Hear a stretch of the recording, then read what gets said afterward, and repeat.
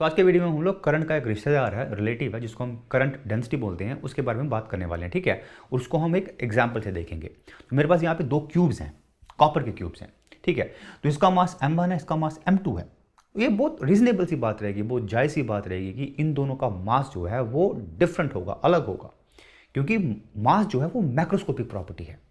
वो स्पेसिमन पे डिपेंड करती है कि भाई आपने जो जिस ऑब्जेक्ट के साथ आप डील कर रहे हो वो कैसा है, राइट। लेकिन इंटरेस्टिंग बात यह है कि भाई अगर मैं इसकी डेंसिटी निकालूं, अगर आप डेंसिटी जो मास पर यूनिट वॉल्यूम होता है, अगर दोनों क्यूब्स का वो निकालूं मैं, तो डेंसिटी जो होगी वो सेम आएगी, क्योंकि डेंसिटी जो है वो मटेरियल पे डिपेंड करती है। जब तक दोनों क्यूब्स जो हैं आपके कॉपर के बने हुए हैं, डेंसिटी सेम होने वाली है। ये फर्क नहीं पड़ता कि भाई उसका साइज कैसा है, उसकी शेप कैसी है, सो ऑन, राइट। तो डेंसिटी जो है वो माइक्रोस्कोपिक प्रॉपर्टी है जो मटेरियल पे डिपेंड करती है, स्पेसिमेन पे डिपेंड नहीं करती, राइट। तो इसी तरह से करंट के केस में हम लोगों ने एक माइक्रोस्कोपिक प्रॉपर्टी डिफाइन किया हुआ है, जिसको हम करंट डेंसिटी बोलते हैं, जो आपको बताता है कि भाई कंडक्टर के किसी एक पॉइंट में अंदर कितनी इलेक्ट्रिक करंट गुजर रही है। ये डिपेंड नहीं करता कि भाई कंडक्टर की शेप कैसी है, उसकी लेंथ कैसी है, उसका डायमीटर कितना है। ये मटेरियल पे डिपेंड करेगा, कंडक्टर पे डिपेंड करेगा। ठीक है, तो अब देखते हैं कि इसकी वैल्यू कैसे निकालते हैं। और वैल्यू निकालना बड़ा आसान काम है। जैसे हमने बोला कि भाई करंट डेंसिटी क्या होता है, किसी एक पॉइंट में से कितनी करंट गुजर रही है, या फिर एक यूनिट एरिया में से कितनी करंट गुजर रही है, राइट। तो अगर ये मेरे पास एक कंडक्टर है जिसमें अगर आई करंट गुजर रही है, राइट, तो आई करंट इस एरिया में से गुजर रही होगी, राइट। अगर मैं आई करंट को इस एरिया से डिवाइड कर दूँ तो मेरे को बताएगा कि भाई एक यूनिट एरिया में से या फिर किसी एक पॉइंट में से कितनी करंट गुजर रही है। और वो हमने लिखा है यहाँ पे करंट डेंसिटी, जिसको जे से डोनेट करते हैं हम लोग। अगर करंट आपकी यूनिफॉर्मली डिस्ट्रीब्यूटेड है तो आई बाई ए करो तो आपको क्या देगा, वो करंट डेंसिटी देगा। ठीक है, गौर करने वाली बात यह है कि करंट डेंसिटी को हम वेक्टर मानते हैं।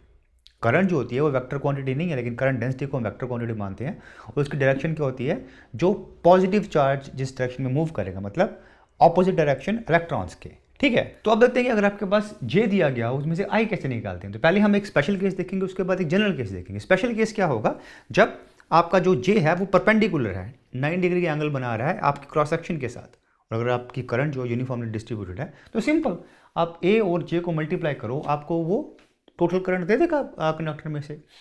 जनरल केस क्या होगा, इस केस में आपका जो एरिया है वो क्रॉस सेक्शन है। एरिया किसी एंगल पे भी हो सकता है, किसी भी एरिया में से अगर आपको करंट कितनी गुजर रही है वो निकालनी हो, तो जैसे फ्लक्स में हमने देखा था, अगर हम जे का और एरिया वेक्टर का डॉट प्रोडक्ट लें और उसको इंटीग्रेट कर दें पूरी सरफेस के ऊपर, तो आपको करंट देगा, राइट। तो जितना भी हमने पढ़ा उसको यूज करके हम एक प्रॉब्लम सॉल्व करने वाले हैं, जो आपको शायद इस कॉन्सेप्ट को थोड़ा और बारीकी से, थोड़ा और अच्छी तरह से समझने में मदद करेगा। ठीक है, तो मेरे पास यहाँ पे एक एल्युमिनियम की वायर है, तार है, जिसका डायमीटर कितना है, 2 मिलीमीटर है। इसको मैंने जोड़ दिया, वेल्ड कर दिया यहाँ पे एक कॉपर वायर के साथ, जिसका डायमीटर इससे आधा है, यानी कि 1 मिलीमीटर है। ठीक है, सवाल यह है कि भाई अगर मैं 10 एम्पियर करंट पास करूँ यहाँ पे, तो इस वायर में और इस वायर में कितनी करंट डेंसिटी होगी। ठीक है, अगर आप देखो ये वाला एरिया जहाँ पे मैंने वेल्ड किया हुआ है, इस एरिया में जो करंट डेंसिटी है वो हर जगह पे सेम नहीं होने वाली, बट उसके अलावा इस पूरी वायर में करंट डेंसिटी सेम होने वाली है। सिमिलरली इस पूरी वायर में करंट डेंसिटी सेम होने वाली है। तो अब देखते हैं कि भाई करंट डेंसिटी कितनी होगी। ठीक है, तो पहले देखते हैं कि भाई यहाँ में से करंट डेंसिटी कितनी होगी। ठीक है, तो वो किसके बराबर होगी, करंट बाई एरिया। करंट कितनी है, 10 एम्पियर। एरिया कितना है, एरिया क्या होगा, पाई आर स्क्वायर, राइट। तो डायमीटर 2 मिलीमीटर, रेडियस कितना होगा, 1 मिलीमीटर, राइट। जब पाई आर स्क्वायर सब्स्टिट्यूट करोगे तो 3.1 into 10⁻6 ampere per metre square आ जाएगा। सिमिलरली इस वायर में से करंट डेंसिटी कितनी होगी, again I by A. Current कितनी है, करंट अगेन 10 एम्पियर ही रहेगी, क्योंकि करंट यहां से आ रही है और कोई रास्ता नहीं है, तो 10 एम्पियर करंट ही आगे जाएगी, राइट। लेकिन एरिया क्या है, एरिया यहाँ चेंज हो जाएगा, एरिया कम होगा इसमें, क्योंकि डायमीटर कितना है, 1 मिलीमीटर है। तो रेडियस कितना होगा, 0.5 मिलीमीटर होगा। जब वैल्यू सब्स्टिट्यूट करोगे यहाँ पे तो आपके पास कितनी करंट डेंसिटी आ जाएगी, 12.8 into 10⁻6 ampere per metre square. ठीक है, अगर आप इन दोनों वैल्यूज को कंपेयर करो तो इवन तो इसका एरिया ज़्यादा है, लेकिन इसमें से जो है करंट डेंसिटी ज़्यादा है, कम से कम 3 गुना के बराबर है यहाँ पे, राइट। और वो जायज़ सी बात होनी चाहिए, क्योंकि करंट सेम रह रही है लेकिन इसका एरिया कम हो रहा है, तो मतलब क्या होगा, पर यूनिट एरिया में से ज़्यादा करंट गुजरेगी, राइट। इसीलिए यहाँ पे जो करंट डेंसिटी है इसकी ज़्यादा है। ठीक है, तो अब देखते हैं कि भाई ड्रिफ्ट वेलोसिटी जो हमने लास्ट वीडियो में पढ़ा था उसके बीच में और करंट डेंसिटी जो इस वीडियो में पढ़ रहे हैं, इन दोनों के बीच में क्या रिलेशनशिप है, क्या रिश्ता है। ठीक है, तो लास्ट वीडियो में हमने देखा था कि भाई अगर आपके पास एक कंडक्टर है, अगर आपने इस डायरेक्शन में इलेक्ट्रिक फील्ड सेटअप की है, तो इस डायरेक्शन में आपके पास इलेक्ट्रॉन्स की मूवमेंट होगा, और वो ड्रिफ्ट वेलोसिटी से मूव करेंगे, ठीक है। तो अब अगर आपको ड्रिफ्ट वेलोसिटी और करंट डेंसिटी के बीच में एक रिलेशनशिप चाहिए तो आपको पहले पता करना पड़ेगा भाई कितना चार्ज कंडक्टर के अंदर है जो मूव कर सकता है, और वो क्या होगा, इलेक्ट्रॉन्स जो अंदर मूव कर सकते हैं उनको हम क्या बोलेंगे, नंबर ऑफ कंडक्शन इलेक्ट्रॉन्स। वो किसके बराबर होगा, अगर हम माने कि भाई n number of conduction electrons हैं पर यूनिट वॉल्यूम में, उसको अगर मल्टीप्लाई करूं मैं वॉल्यूम से एरिया इंटू लेंथ, तो मेरे को पता लगेगा कि भाई कितने इलेक्ट्रॉन्स हैं जो अंदर मूव कर सकते हैं, और जब वो मूव करेंगे तो मेरे पास करंट पैदा होगी, ठीक है। तो अब अगर total number of conduction electrons इतने हैं आपके, तो कंडक्टर में टोटल चार्ज कितना होगा, इसको अगर आप मल्टीप्लाई कर दो ई से, which is charge of electron, वो आपको देगा total charge in the conductor जो मूव करेगा, राइट।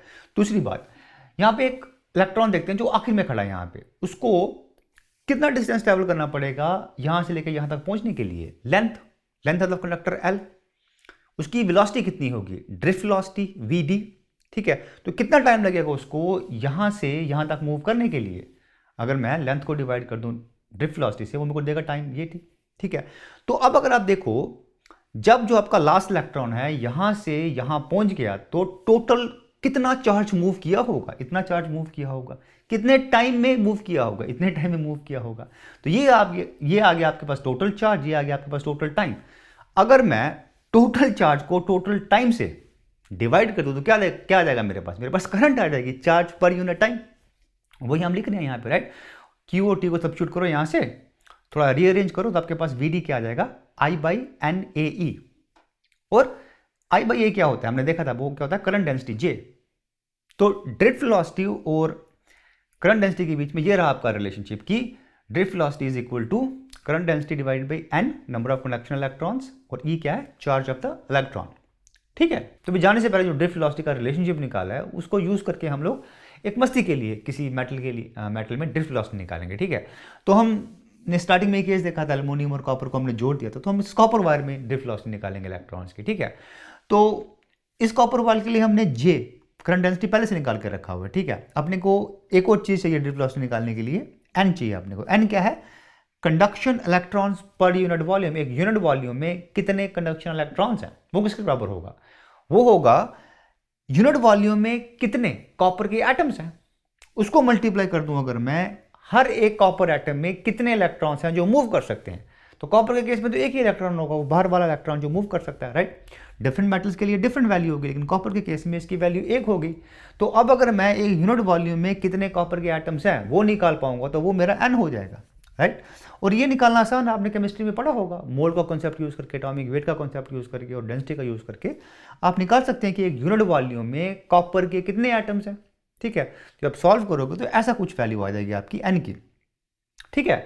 तो भाई ड्रिफ्ट वेलोसिटी को निकालने के लिए जितना भी मसाला चाहिए था वो हमने तैयार कर लिया, अभी खाली वैल्यूज को सब्स्टिट्यूट करने की देरी है, जो हम करेंगे, ठीक है। तो हमने देखा था कि भाई ड्रिफ्ट वेलोसिटी किसके बराबर होता है, जे बाई एन ई, ठीक है। जे की वैल्यू हमने ये निकाली थी, एन की वैल्यू हमने ये निकाली थी, और ई क्या है, चार्ज ऑन एन इलेक्ट्रॉन। जब सारी वैल्यूज को सब्स्टिट्यूट करते हो, और होपफुली मैंने इसको सही सॉल्व किया है, जो आपको वैल्यू आने वाली ड्रिफ्ट वेलोसिटी की वो है अराउंड 0.94 मिलीमीटर पर सेकेंड, अप्रॉक्सीमेटली 1 मिलीमीटर पर सेकेंड, यानी कि 1 सेकेंड में इलेक्ट्रॉन बेचारा 1 मिलीमीटर के लगभग चलता है, जो आपने बिल्कुल गैस नहीं किया होगा।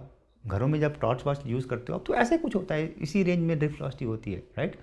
तो जो बड़ी चौंकाने वाली बात है, आपको लगा होगा कि बड़ी तेज मूव करता है, लेकिन बहुत आहिस्ता मूव करता है, ठीक है।